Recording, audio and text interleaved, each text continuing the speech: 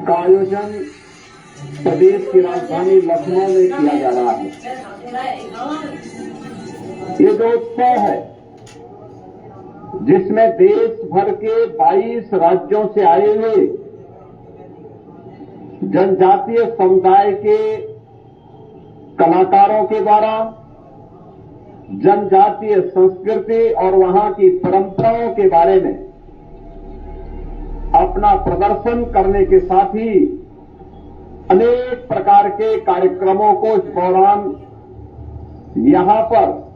प्रस्तुत करने का कार्य हो रहा है। खासतौर पर सांस्कृतिक समागम और यात्रा जिसमें 22 राज्यों के इन कलाकारों को इन कार्यक्रमों के साथ जुड़ने का अवसर प्राप्त हो रहा है। इसमें कलाकार सहभागिता की दृष्टि से भी अरुणाचल प्रदेश पार्टनर स्टेट होने के साथ ही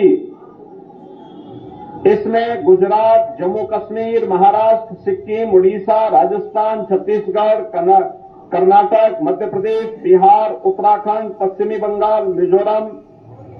गोवा, केरल, हिमाचल प्रदेश, असम, त्रिपुरा, झारखंड, पंजाब, इन सभी राज्यों के कलाकार उत्तर प्रदेश में आकर के इस जनजाति भागीदारी उत्सव में सहभागी बन रहे हैं। इस कार्यक्रम में एक हस्तशिल्प और कला प्रदर्शनी का भी आयोजन किया गया है और साथ साथ एक व्यंजन मेला भी लग रहा है जिसमें जैवनार और देसी स्वाद जो जुड़े हुए हैं उनको भी यहां पे प्रस्तुत करने के साथ ही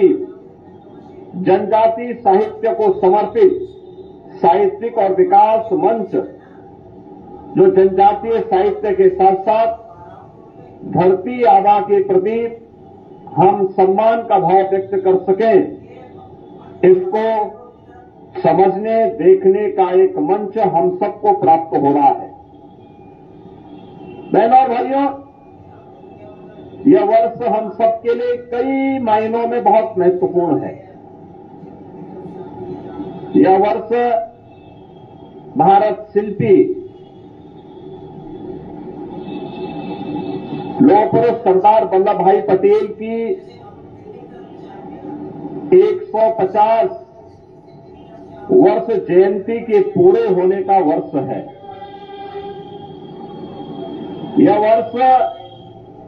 धरती आबा भगवान बिरसा मुंडा की जयंती के 150 वर्ष पूर्ण होने का वर्ष भी है। याद करिए, 31 अक्टूबर 1875 को लौह पुरुष सरदार वल्लभ भाई पटेल का जन्म होता है और 15 नवंबर 1875 को धरती आबा भगवान बिरसा मुंडा का जन्म होता है। यह वर्ष भारत का राष्ट्रगीत वंदे मातरम के भी 150 वर्ष में प्रवेश करने का वर्ष है। यानी एक अमर गीत जिसने भारत की जनचेतना को जागरूक करते हुए भारत की स्वाधीनता को एक नया मंत्र दिया था, उसके भी 150 वर्ष पूर्ण होने की ओर अग्रसर हुए हैं। और यह वर्ष भारत के संविधान, जैसे बाबा साहब भीमराव अम्बेडकर ने जिस संविधान को भारत जैसे देश के अनुकूल बनाया था,